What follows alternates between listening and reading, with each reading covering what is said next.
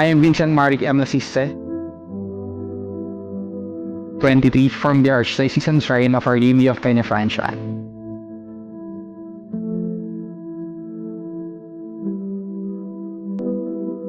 This is my confession.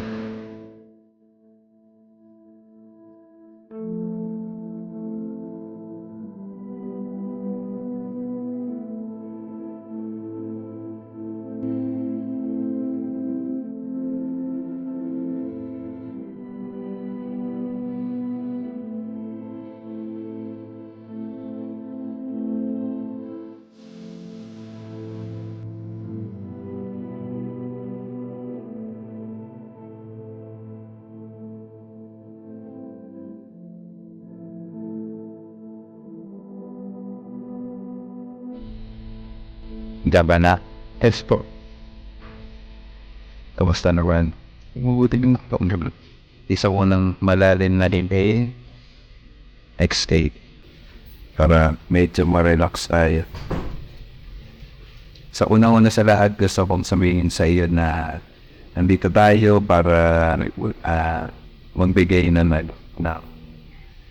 tulong din, magbigay na paraan para malaman mo na may mga taong gustong sumama sa iyo, lalo na sa mga tanong natin sa buhay, ang mga pinagdadaanan natin. Ito ay isang safe space para sa iyo at nandito ako para pakinggan ka at samahan sa iyong pinagdaraan. Kaya kung ano yung kwento mo, pwede mo nang simulan na ibahagi sa akin. It was started during the pandemic 2010. So, since we all locked out in our Kurip, so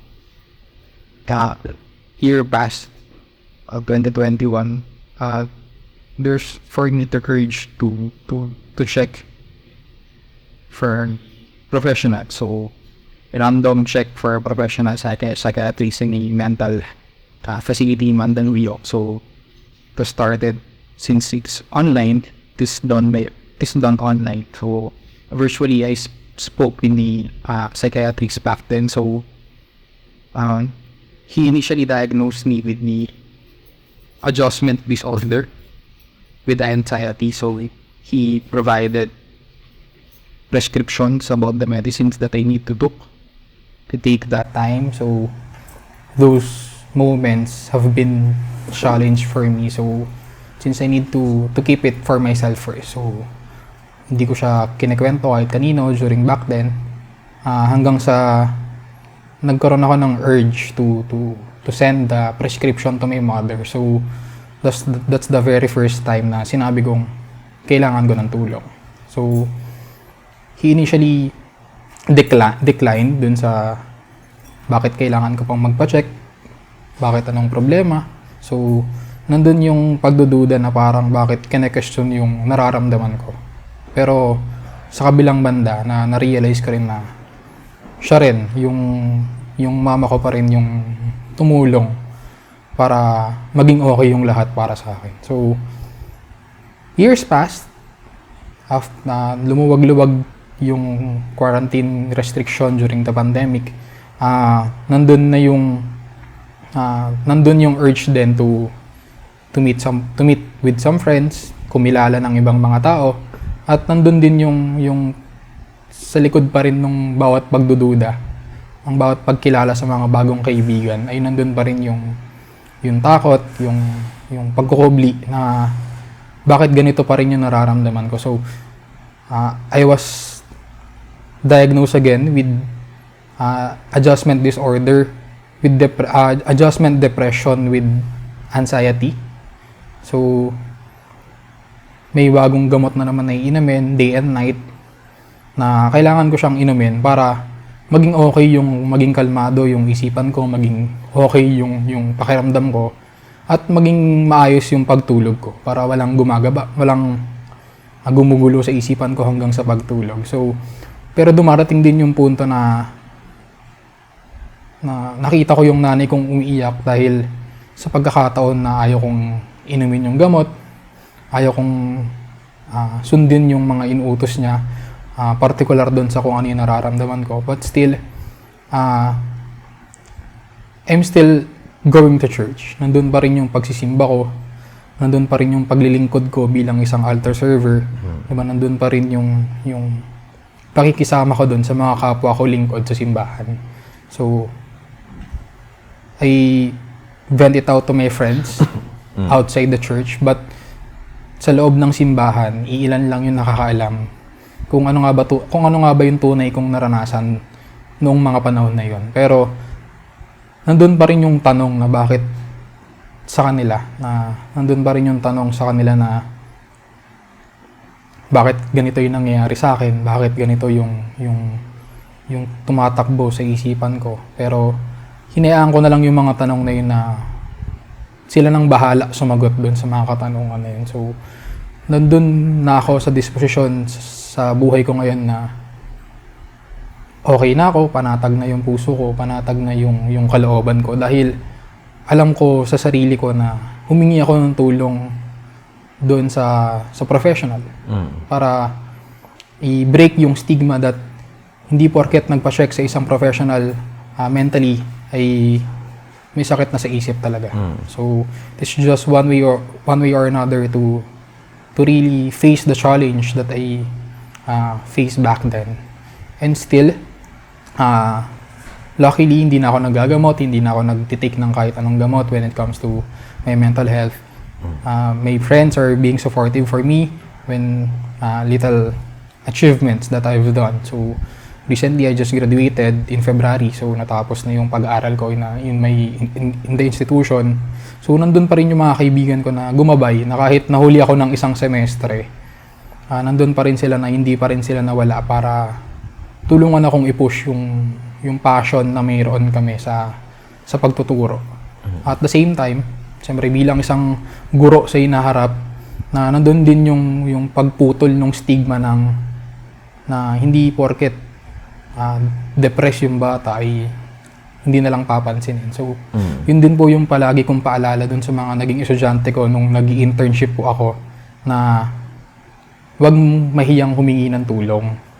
Huwag mahiyang magsabi ng nararamdaman. At nandun yung sa ilang mag-aaral na nakausap ko, na nandun yung bumababa yung pader sa pagitan namin dalawa dahil mas nalalaman ko kung ano yung problema ng bata. Pero at the same time, nandun pa rin ako sa disposisyon na hindi naman ako yung tutulong o hindi ako yung magbibigay ng lunas para dun sa nararamdaman mo. Pero kaya kitang tulungan na maghanap ng isang professional pa na kung saan mas pwede siyang tulungan.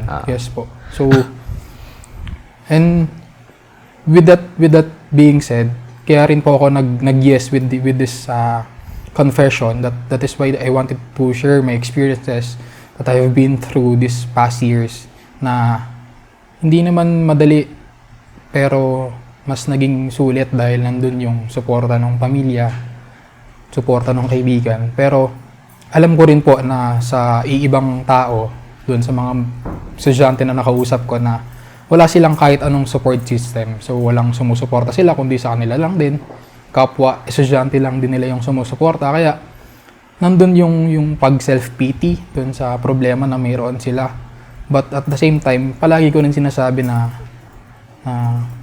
just let it out. Diba? Makipag-usap,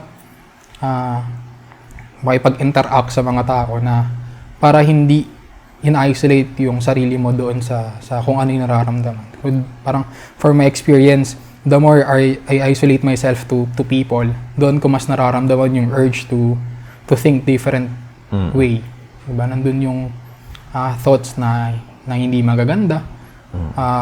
On the other hand, nandun din yung magandang dulot ng katahimikan, ng kapayapaan na nararamdaman ko, pero hindi ako panatag. So, yung kapanatagan na ngayon na nararamdaman ko is yung talagang hiniling ko na noon pa man, binigay din naman sa tulong ng paghingi ko ng tulong sa mga professional dun sa patuloy na paglilingkod ko sa simbahan. At the same time dun sa patuloy na pagharap ko dun sa mga problema. Yun. Unang-una sa lahat, sa ngayon, okay na okay ka na, no? Yes po. Okay na okay. At pasalamat tayo sa Diyos dahil binigyan tayo ng biyayang hiniling natin. Yan naman yung sabi natin, di ba? Hiniling natin ito noon pa man, binigay ng Diyos sa ngayon. Kaya salamat pa rin sa Diyos na patuloy na nagkakaloob ng mga kailangan natin sa buhay. Ang gusto ko lang mabalikan natin muna sa ngayon ay yung, ano ba yung naging dahilan para maranasan natin yung yung mga kabigatan sa ating kalooban. Ano yung mga nag-contribute para talagang makaranas tayo ng mga anxiety, ganon. Ano yung mga nag-contribute noon? Siguro isang bagay po yung since fresh grad po, first year college po ako nung nagkaroon po ng pandemya na nandun yung takot ko na ma-disappoint yung mga magulang ko. Nandun yung takot ko na tutuloy ko ba tong pag-i-engineering o lilipat na lang ako ng education para mas panatag ako at mas kaya ko yung kurso. Nandun ako dun sa disposition na mas pinili kong lumipat kahit na alam kong ako yung magiging unang engineer sa pamilya namin. So, pinili kong maging teacher din katulad ng kuya ko para maipakita ko rin na kaya ko rin naman na maging teacher. Na hindi man kami parehas ng kwentong pinagdaanan sa pag-aaral sa kolehiyo. Nandun yung tulong na kinaya ko na kahit nandyan lang kayo. So, yun po yung naging factor since nagka-pandemic. Namumblema ako kung lilipat ba ako ng course during back then. So, nandun din po yung iniisip ko yung grade na makukuha ko during the second semester since bagsak-bagsak po talaga yung mga grades ko nung first year po talaga ako, lalo na engineering po yung course ko.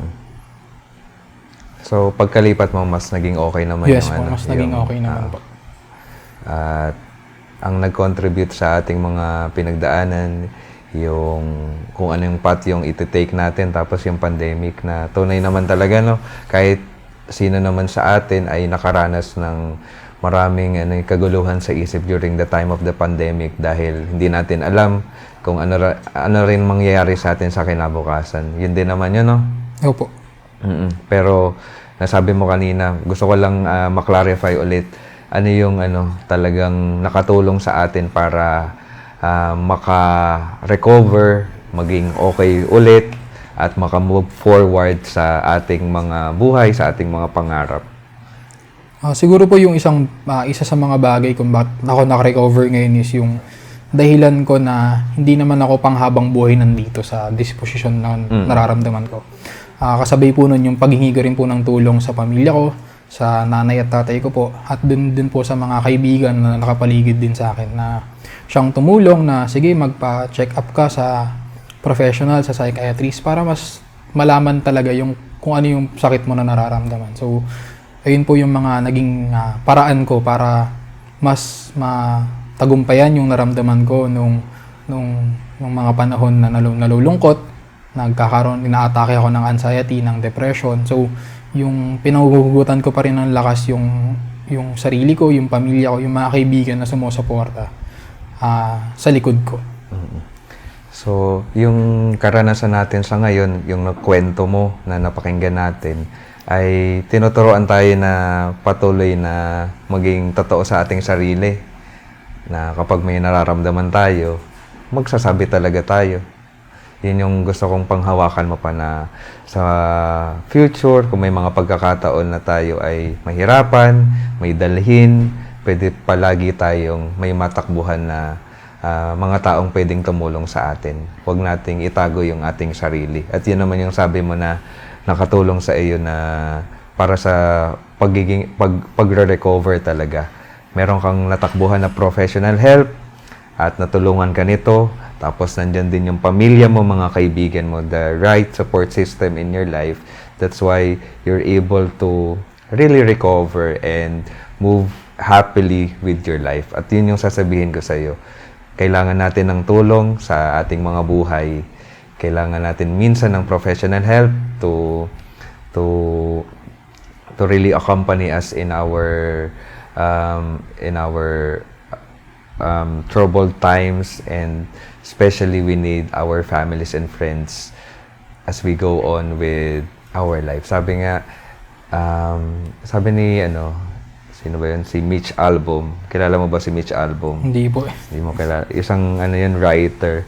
Sa libro niyang Tuesdays with Maury, ang isang hindi ko malilimutan na sinabi niya, nung bata daw tayo, kailangan natin ng ibang tao para mag-survive.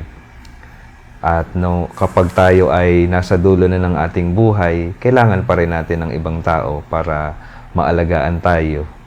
Pero sa gitna daw ng ating pagkabata at sa dulo ng ating buhay, it means yung panahon natin sa ngayon, mas kailangan daw natin ng ibang tao, even more. We need other people even more during this stage of life. So, pinapaalala sa atin palagi na sa lahat ng panahon ng ating buhay, kailangan natin ang mga tamang tao sa buhay natin. At syempre, itong mga tamang tao na ito ay ipinapadala ng Diyos para tayo ay tunay na magabayan. Sabi nga ng isang pari sa amin, kung gusto daw nating marating yung patutunguhan natin, tayo ay patuloy na maglakad kasama ang mga tamang tao.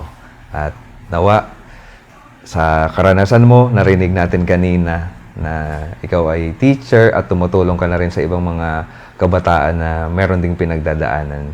At nakakatuwa na ikaw rin ay nagiging tamang tao para sa kanila, tumutulong sa kanilang pinagdadaanan at tinuturo sa kanila kung saan dapat tumakbo kapag tayo ay nahihirapan sa buhay. Kaya sasabihin ko sa iyo, congratulations dahil sa iyong sa iyong progress at sa iyong pagbibigay din ng sarili. Yun din naman yung pinapaalala sa atin eh. Pinapagaling tayo sa ating mga sugat upang tayo rin naman ay maging tagapagdala ng paghihilom dito sa mundong ito. Kaya maraming salamat sa iyo at congratulations. Maraming salamat din po. Okay na okay ka na? Okay na okay po. At sasabihin ko sa iyo, sa mga pagkakataon, darating pa rin naman yung mga pagkakataon na mahihirapan tayo, maguguluhan. Huwag mong kakalimutan yung mga taong tumulong sa iyo, yung mga kaibigan at pamilya mo. At sasabihin ko rin sa iyo, nandito ang simbahan na magbubukas ng kanyang sarili para makinig sa iyo. At ako yung sasabihin ko, ako yung isang tao ng simbahan na pwede pa rin makapakinig sa iyo. Okay ba yun? Opo.